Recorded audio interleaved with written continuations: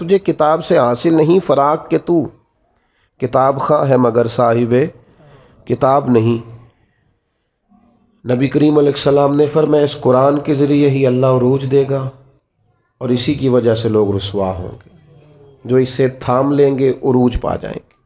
ہر آدمی کی یہ ذمہ داری ہے کہ اپنی بساط کے مطابق قرآن مجید کو سمجھنے کی کوشش کرے۔ انتہائی عزت و تکریم کے لائق حضرات علماء کرام، مشائخ، سادات، بزرگوں، دوستوں، بھائیوں، چونکہ طلباء کی دستار کے سلسلے میں آج کی اس محفل کا انعقاد ہے، چند ایک گزارشات تعلیم کتاب و حکمت کے سلسلہ میں آپ کی خدمت میں عرض کرنی ہے۔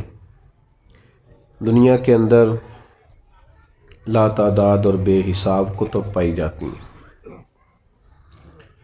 اور جیسے جیسے صاحبان علم ضرورت محسوس کرتے ہیں ویسے ویسے نئی تصانیف بھی علمی تشنگی بجھانے کے لیے منظر عام پر آتی رہتی ہیں۔ کتاب دوستی، کتاب سے محبت، یہ انسان کو ہمیشہ فائدہ دیتی ہے، لیکن شرط یہ ہوتی ہے کہ جس کتاب کا بھی انسان مطالعہ کرے اسے سمجھنے کی کوشش کرے، اور پھر جب اس کو کسی حد تک وہ سمجھنے لگے تو اپنی عملی زندگی میں، روزمرہ کی زندگی میں اس کو نافذ کرے۔ اقبال کہنے لگے کہ تجھے کتاب سے حاصل نہیں فراغ کہ تو کتاب خواں ہے مگر صاحب کتاب نہیں۔ تو کتاب پڑھتا ضرور ہے پر تو کتاب والا نہیں، اس لیے کہ تیری عملی زندگی میں، تیرے روزمرہ کے معاملات میں اس کتاب کا کوئی بھی رنگ نظر نہیں آتا۔ ہم آج جس کتاب کی تعلیم کی بات کرتے ہیں اور جس کتاب کو لا ریب اور بے عیب سمجھتے ہیں، صحیفہ علم و حکمت جانتے ہیں، یقیناً اس کتاب کا یہ چیلنج ہے کہ اس طرح کی دوسری کتاب ہو سکتی؟ بڑی توجہ سے اس بات کو سمجھیے گا کہ قرآن مجید نے ایک چیلنج دیا کفار مکہ کو۔ وہ یہ کہا کرتے تھے کہ یہ آیات، یہ کتاب نبی کریم علیہ السلام خود بنا کر پیش کرتے ہیں، معاذ اللہ۔ تو چونکہ عرب کے لوگ بڑے فصیح و بلیغ تھے، بات کہنے کا بڑا سلیقہ جانتے تھے، بڑے ڈھب سے، بڑے طریقے سے اپنا ما فی الضمیر اپنی زبان سے ادا کر لیتے تھے، تو انہوں نے کہا کہ یہ سرکار گویا خود بنا کے لاتے ہیں۔ تو اللہ کریم نے فرمایا اگر تمہیں اس کتاب میں شک ہو نا جو ہم نے اپنے بندہ خاص پہ نازل کی ہے، وَإِن كُنتُمْ فِي رَيْبٍ مِّمَّا نَزَّلْنَا عَلَىٰ عَبْدِنَا، اگر تمہیں اس میں کچھ حق ہو جو ہم نے اپنے بندہ خاص پہ نازل کیا ہے تو فَأْتُوا بِسُورَةٍ مِّن مِّثْلِهِ، تو زیادہ نہیں، تم اس کی مثل ایک صورت بنا کے لے آؤ۔ پھر غور کریں اس بات پر، اس کو کوئی خطابت نہ سمجھیں، تقریر نہ سمجھیں، روٹین کی گفتگو ہو رہی ہے۔ تم ایک صورت قرآن مجید کے مقابلے کی بنا کے لاؤ، اور پھر یہ نہیں کہا کہ کسی ایک بندہ کو مل جائے، مشورے کی اجازت نہیں، دوسرے سے نہیں پوچھنا، ایک بندہ، یہ نہیں کہا۔ فرمایا وَادْعُوا شُهَدَاءَكُم مِّن دُونِ اللَّهِ، اللہ اور اللہ والوں کو چھوڑ دو، تفسیری ترجمہ کر رہا ہوں، اس کے علاوہ ساری دنیا کے کافر اکٹھے ہو جاؤ اور ایک پلیٹ فارم پر جا کے قرآن مجید کی مثل ایک صورت لے کے آؤ۔ آپ حیران ہوں گے، لڑائی اس وقت ہوتی ہے جب دلیل ختم ہو جاتی ہے۔ اگر کفار مکہ کے پاس قرآن مجید کے اس چیلنج کا کوئی جواب ہوتا تو وہ صورت لے کے آتے، بدر میں تلواریں لے کر نہ آتے۔ وہ بدر و احد میں تلواریں لے کر اس لیے آئے تھے کہ ان کے پاس قرآن مجید کے چیلنج کا کوئی جواب نہیں تھا، تھک گئے، ہار گئے، اور پھر نہایت فصیح و بلیغ ہونے کے باوجود ایک عجیب بات کرتے تھے۔ طفیل دوسی کہتے ہیں رضی اللہ تعالیٰ عنہ، بعد میں مسلمان ہوئے، فرماتے میں جب آیا تھا نا تو مجھے ابو جہل نے کھڑا کر کے کہا تھا کہ پہلے تو ان کے پاس جانا نہ، اور اگر جانا تو ان کا کلام نہ سننا۔ اب بات کو سمجھیں، یہ انہوں نے تو اس لفظ کو معاذ اللہ ثم معاذ اللہ تانے کے طور پر کہا تھا، لیکن آپ اس لفظ کی معنویت میں اتریں۔ انہوں نے کہا کہ ان کی جو گفتگو ہے، وہ جو بات کرتے ہیں، وہ جو پڑھتے ہیں، اس کا جادو ہو جاتا ہے۔ نہیں سمجھ آئی آپ کو بات؟ نہیں، انہوں نے جس لہجے میں کہا، وہ جس طرح کہا، وہ بات اور ہے، لیکن وہ جادو کی حد تک اس کلام کے اثر کو سمجھنے لگے۔ یہ ذرا غور فرمائیں آپ، لو انزلنا هذا القرآن على جبل لرأيته خاشعا متصدعا من خشیۃ اللہ۔ میں آپ کو کیسے یہ بات سمجھاؤں کہ قرآن مجید فرقان حمید اپنی تاثیر کے تعلق سے، اپنی تعلیم کے تعلق سے، اپنے اسرار و رموز کے تعلق سے اتنی معنی خیز کتاب ہے۔ شرط یہ ہے کہ اسے خطابت کے لیے نہ پڑھا جائے، اسے فقط ثواب کے لیے نہ پڑھا جائے، اس کو عملی زندگی کے نفاذ کے لیے پڑھا جائے۔ ہمارے ہاں کوئی بندہ نئی دکان شروع کرتا ہے تو وہ کہتا ہے میں نے پہلے تلاوت کرانی ہے۔ میرا گمان ہے، اچھا گمان میرا یہ ہے کہ ہو سکتا ہے وہ اسی لیے تلاوت کراتا ہو کہ میں تجارت اس طرح کروں گا جس طرح قرآن نے بتایا۔ میرا خیال ہے اسی لیے کراتے ہوں گے۔ سویرے آ کے جو صبح صبح دکان پہ قرآن شریف پڑھتے ہیں، اسی لیے پڑھتے ہوں گے کہ میں ساری تجارت قرآن کے طریقے کے مطابق بیان، اسی لیے پڑھتے ہوں گے نا۔ ایک ایسی عجیب بات ہے کہ وہ جس قرآن کی تلاوت سے آغاز کرا رہا ہے، اس قرآن کے مطابق وہ تجارت کرنے کو تیار ہی نہیں ہے۔ قرآن مجید صحیفہ انقلاب ہے۔ میں پڑھ رہا تھا کہ اب نہ آہستہ آہستہ انسان چونکہ تنہائی پسند ہوتا جا رہا ہے، اسمارٹ فون جن کے ہاتھوں میں ہوتا ہے وہ چاہتے ہیں کہ ہمیں ڈسٹرب کوئی نہ کرے، 2 4 5 گھنٹے اکیلے بیٹھنا پڑے تو اب انسان بور نہیں ہوتا، چونکہ اس کی ایک الگ سے اس کو کمپنی ملتی ہے۔ تو بعض ممالک میں اب یہ ہوا ہے کہ میاں بیوی کا رشتہ اور تعلق اور نکاح سے پہلے جس طرح کا بھی کہیں کچھ طریقہ ہے، اس سے پہلے وہ چاہتے ہیں کہ بچے اور بچیوں کو کچھ کورسز کرائے جائیں، کیونکہ بالکل تنہا رہنے کے عادی ہیں تو شادی زیادہ چلتی نہیں، برداشت نہیں کر پاتے۔ اس پر باقاعدہ موٹیویشنل اسپیکرز کو بلایا جاتا ہے، ان سے کچھ ذہن سازی کرائی جاتی ہے، ان کو ذہنی طور پر تیار کیا جاتا ہے، کسی اور کو بھی برداشت کرنا ہے۔ اور یہ مرض صرف بچوں میں نہیں، بچیوں میں بھی پایا جاتا ہے۔ وہ لائف بڑی آسانی والی ہے، آسودگی والی ہے، اور لاڈ پیار کے نام پر بھی بچے خراب ہوتے ہیں نا جی۔ ہم نے کبھی بچی سے کوئی کام نہیں کہا تو آپ نے غلط کیا نا، کوئی کام نہیں کہا، کہنا چاہیے تھا۔ وہ اپنے بچوں کی ذمہ داریاں کیسے اٹھائے گی؟ اب اس پر مختلف لوگ اپنی اپنی رائے دیتے ہیں، اس پر لوگ بڑا کچھ لکھتے ہیں، کہتے ہیں میاں بیوی کے حقوق پر۔ اور یہ بھی بات ہمیشہ ذہن میں رکھیں کہ گھر میں ساری آسانیاں موجود ہوں لیکن میاں بیوی کی آپس میں محبت نہ ہو تو اس گھر میں رہا نہیں جا سکتا۔ لیکن بڑی غربت ہو، بڑی آزمائش ہو، بعض چیزوں کی بظاہر قلت بھی ہو، لیکن ازدواجی زندگی خوشگوار ہو تو وقت اچھا گزرتا ہے۔ اب اس پر بڑے لوگوں نے کلام کیا ہے، غیر مسلموں نے بھی بڑا کچھ لکھا ہے۔ جو نفسیات، انسانی نفسیات کو سمجھنے والے لوگ ہیں، انہوں نے بھی اس پر بڑا کچھ لکھا ہے کہ کیا کیا سمجھایا جائے، قائل کیا جائے۔ لیکن ایک جملہ ہے قرآن پاک کا، فقط ایک جملہ، فرمایا ہن لباس لکم وانتم لباس لہم۔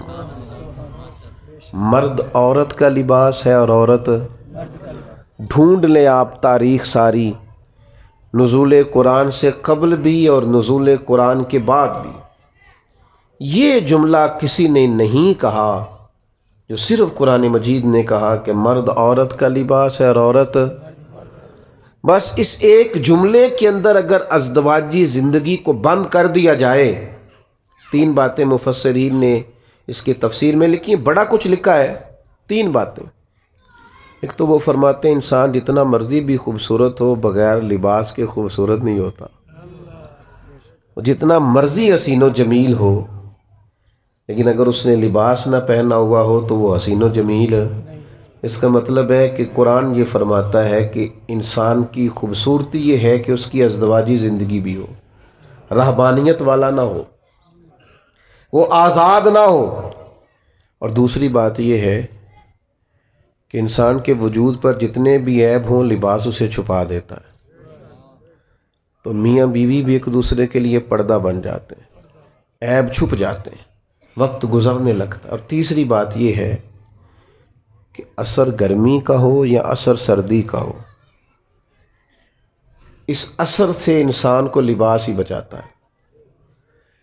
اگر سردیوں میں کپڑوں کی ضرورت پڑتی ہے نا کہ مجھے ذرا موٹے کپڑے پہننے ہیں، تو گرمیوں میں بھی دھوپ شدید ہو تو پھر بھی سر پر لباس کی ضرورت ہوتی ہے تاکہ یہ گرمی زیادہ تکلیف، میاں بیوی ایک دوسرے کا لباس ہے، وہ ایک دوسرے کو اثرات سے تکالیف سے بچاتے ہیں۔ قرآن مجید عملی زندگی کے اندر اگر نافذ کر دیا جائے، روزمرہ کے معاملات اس ترتیب سے طے کیے جائیں جو قرآن مجید ہمیں بتاتا ہے۔ کیسے میں آپ کی خدمت میں یہ عرض کروں، کتنا مشکل ہو گیا ہے قرآن و حدیث کی تعلیم کو عام کرنا۔ ماننے والوں کے سامنے قرآن پڑھا جاتا ہے، جو ماننے والے ہیں ان سے کہا جاتا ہے کہ آپ حلال حرام کی تمیز کو سمجھیں، یہ قرآن مجید کا فیصلہ ہے۔ وہ اس پر لا تو لا اللہ کرتے ہیں، بہانے کرتے ہیں، دلائل پیش کرتے ہیں۔ وہ کہتے ہیں نہیں جناب یہ بھی تو ایک صورت دیکھے نا، یہ بھی تو ایک حال ہے نا، ایک جزیہ میں نے فلانے سے بھی پوچھ لیا ہے۔ وہ خدا کے بندے، نبی کریم علیہ السلام نے فرمایا ایک حلال ہے وہ بھی واضح ہے، ایک حرام ہے وہ بھی واضح ہے۔ فرمایا ایک میں شک ہے کہ پتہ نہیں حلال ہے کہ حرام ہے، کریم محبوب فرماتے تم نے شک والی چیز سے بھی بچنا ہے۔ یہ امت وسط ہے، یہ وہ امت ہے اخرجت للناس جو دوسروں کے لیے امامت کا درجہ رکھتی۔ ان کو مشکوک چیزوں سے بھی پرہیز کرنی ہے، مشکوک چیزوں سے۔ قرآن مجید کا مطالعہ ہو، قرآن مجید کو پڑھا جائے، سمجھا جائے۔ اگر قرآن مجید کو سمجھ کے پڑھا جائے نا تو زندگی کا لطف دوبالا ہو جائے، انسان کو مزہ آئے۔ جو لوگ کہتے ہیں نا نماز میں دل نہیں لگتا، وہ صرف نماز ترجمے سے یاد کریں۔ میرا خیال ہے، میں امید کرتا ہوں کہ نماز میں دل لگنے لگے گا۔ آپ کو پتہ تو آپ کیا کہہ رہے ہیں؟ دیکھیے نبی پاک صلی اللہ تعالیٰ علیہ وسلم بیان فرماتے ہیں کہ اللہ فرماتا ہے یہ جو سورہ فاتحہ ہے نا، یہ میری اور میرے بندے کے درمیان تقسیم ہے۔ رب فرماتا ہے،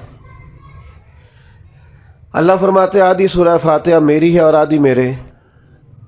اگر یہ بات ہمارے پیش نظر ہو اور پھر ہم سورہ فاتحہ پڑھیں نماز میں تو لطف نہیں آئے گا۔ الحمدللہ رب العالمین الرحمن الرحیم مالک یوم الدین۔ رب فرماتا ہے یہ میرے لیے ہے، یہ میرے بندے نے میری تعریف کی ہے۔ اور جب اس نے کہا نا ایاک نعبد و ایاک نستعین، تو یہ اس نے رب کے حضور اپنی عاجزی کو پیش کیا ہے۔ اور اب جب اس نے کہا نا اہدنا الصراط المستقیم، تو اب بندے نے اپنی بات شروع کی۔ اب اس نے کہا یا اللہ میرے ذہن کو بھٹکنے سے بچا، وسوسوں کے غلبے سے بچا، مجھے ذہنی انتشار سے بچا۔ غیر المغضوب علیہم ولا الضالین، جو لوگ افراط و تفریط کا شکار ہوئے، گمراہ ہوئے، جن پر غضب ہوا، کوئی ادھر جھک گئے کوئی ادھر جھک گئے، ان سے بچا کے صراط مستقیم پر قائم رکھ۔ فرمایا یہ جو دعائیں وہ مانگ رہا ہے یہ میرے بندے کا حصہ ہے۔ آپ کبھی قرآن مجید کو اس کے ترجموں کے ساتھ، اس کی افادیت کے ساتھ آپ غور تو کریں، لیکن کیا کریں، نئے نئے کورسز سارے کر لیتے ہیں، ہر محکمہ نئے نئے کورسز کراتا ہے، نوکریاں بچانے کے لیے سارے کورس کرتے ہیں، نیا کورس آ گیا ہے۔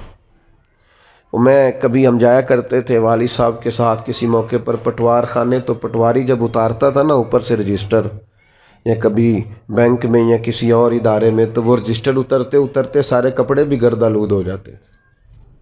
لیکن اب کمپیوٹر آ گیا ہے، میرا نہیں خیال کسی نے نوکری چھوڑی ہو کہ مجھ سے نہیں سیکھا جاتا، میرا ریزائن لے لو، میں نہیں سیکھ سکتا، کسی نے نہیں چھوڑی۔ لیکن آج آپ کسی سے کہیں کہ تو قرآن مجید کو صحیح طور پر پڑھنا سیکھ، تو وہ کہتا ہے میری تو عمر ہی 50 سال ہو گئی، اب تو زبان موٹی ہو گئی۔ 40-50 ہزار کی نوکری بچانے کے لیے لوگوں نے کورسز کر لیے، کمپیوٹر سیکھ لیا، نظام مرتب کر لیا، لیکن اپنی قبر اشر بچانے کے لیے قرآن نہیں سیکھا، توجہ نہیں کر۔ قرآن مجید کا مطالعہ کریں، قرآن مجید کو سمجھیں۔ ایک رائٹر ہے، اگرچہ وہ کسی خاص مذہب کا پابند نہیں ہے، لیکن نفسیات پر اچھا کلام لکھتا ہے۔ اس سے کسی شخص نے سوال کیا کہ میں بے چینی اور بے قراری والی زندگی سے نکلنا چاہتا ہوں، کوئی حل بتائیں۔ تو اس نے کہا سورہ یوسف کی تلاوت کرو۔ کس کی؟ ہلکا سا، زیادہ نہیں، ہلکا سا بولیں۔ کس کی؟ بس وقت ہو گیا ہے نماز کا، بات ختم کرنے لگا ہوں۔ سورہ یوسف پڑھو۔ تو اس کے ایک اسٹوڈنٹ نے اسے کھڑے ہو کے کہا کہ سورہ یوسف پڑھنے سے ذہنی ٹینشن کا کیا تعلق ہے؟ تو اس نے کہا سورہ یوسف تمہیں بتائے گی۔ کبھی کبھی انسان بڑا لاڈلا ہوتا ہے اور کبھی کبھی وہ تماچے کھا رہا ہوتا ہے۔ وہی انسان ہوتا ہے جو کبھی کنویں میں ہوتا ہے اور کبھی مصر کا شہزادہ ہوتا ہے۔ سورہ یوسف تمہیں بتائے گی کہ یہ جو انسان کے زندگی کے پیچ و تاب ہے نا، لَقَدْ خَلَقْنَا الْإِنسَانَ فِي كَبَدٍ، قسمیں اٹھا اٹھا کے اللہ نے کہا ہم نے انسان کو مشقت میں رہتا ہوا پیدا کی۔ فرمایا تمہیں سورہ یوسف بتائے گی کہ اگر تم کسی ملک کے قیدی بن جاؤ، یا کسی وقت تم جیل میں چلے جاؤ، یا کسی وقت تمہیں ڈھیروں تکلیفیں آ جائیں، تو یہ مت سمجھنا کہ زندگی یہاں ختم ہو گئی ہے، کسی مایوسی کا شکار نہ ہونا۔ کبھی کبھی کسی جگہ انسان قیدی ہوتا ہے، رب وہاں سے نکال کے اسے بادشاہ بنا دیتا ہے۔ اپنی زندگی کے پورے پیچ و تاب کو سمجھنے کے لیے، اتار چڑھاؤ کو سمجھنے کے لیے قرآن مجید کو پڑھا جائے۔ فکری توانائی اور ذہنی آسودگی کے لیے قرآن مجید کو سمجھا جائے تو سب سے پہلے تعمیر شخصیت ہوتی ہے۔ انسان جب اس پر غور کرتا ہے تو سب سے پہلے وہ اپنے آپ کو ذہنی طور پر مطمئن پاتا ہے۔ لیکن ایک طالب علم نے مجھ سے کہا تھا مطالعہ کرنا ہے تو آپ کوئی طریقہ بتائیں۔ میں کہ پتر تو تقریر واسطے مطالعہ کرنا ہے، وہ نہیں ہونا تیرے کو، تو اپنی تعمیر کے لیے مطالعہ کر کہ میں نے سیکھنا ہے، میں کیسے اپنی تعمیر کر سکتا ہوں۔ پھر انشاءاللہ تعالیٰ کتاب و سنت تیرے ساتھ باتیں کر۔ تجھے کتاب سے حاصل نہیں فراق کہ تو کتاب خواہ ہے مگر صاحب کتاب نہیں۔ نبی کریم علیہ السلام نے فرمایا اس قرآن کے ذریعے ہی اللہ عروج دے گا، اور اسی کی وجہ سے لوگ رسوا ہوں گے۔ جو اس سے تھام لیں گے عروج پا جائیں گے۔ ہر آدمی کی یہ ذمہ داری ہے کہ اپنی بساط کے مطابق قرآن مجید کو سمجھنے کی کوشش کرے، اور جس قدر سمجھ سکتا ہے۔ اب دیکھیے صحابہ جب بھی ایک دوسرے سے ملاقات کرتے تو جدا ہونے سے پہلے سورہ عصر کی تلاوت ضرور کرتے، اور امام شافعی فرماتے ہیں یہ پورے قرآن کا نچوڑ ہے سورہ عصر۔ تم ایک سورہ مبارکہ کے معنی اور مفاہیم ہی سمجھ لو۔ رب کہتا ہے وَالْعَصْرِ إِنَّ الْإِنسَانَ لَفِي خُسْرٍ، زمانے کی قسم بے شک انسان نقصان میں ہے۔ یا اللہ سارے؟ فرمائے نہیں، جن میں 4 خوبیاں پائی جائیں وہ نقصان میں۔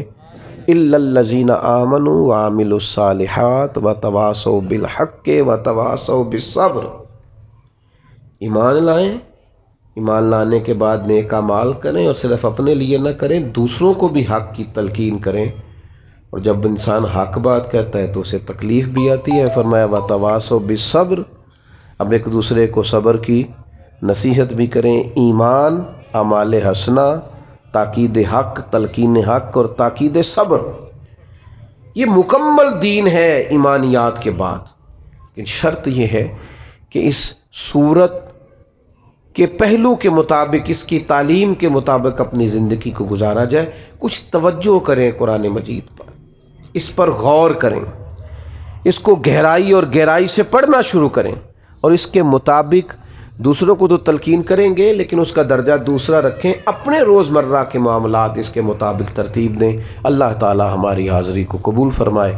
وما علینا الا البلاغ۔ اللہم صلی علی سیدنا و مولانا محمد معدن الجود والکرم وآلہ وبارک وسلم۔